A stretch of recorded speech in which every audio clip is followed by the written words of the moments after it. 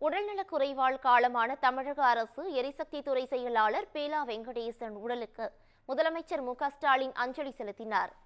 Corona காலத்தில் தமிழக சுகாதாரத்துறை செயலாளராக பணியாற்றி வந்த பேலா வெங்கடேசன் எரிசக்தி துறை செயலாளராக நியமிக்கப்பட்டார்.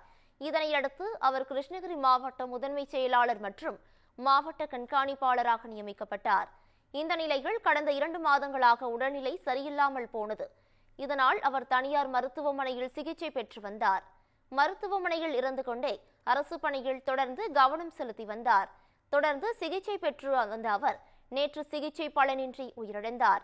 அவரது மறைவு தமிழக அரசு அதிகாரிகளிடையே அதிர்ச்சியை ஏற்படுத்தியுள்ளது.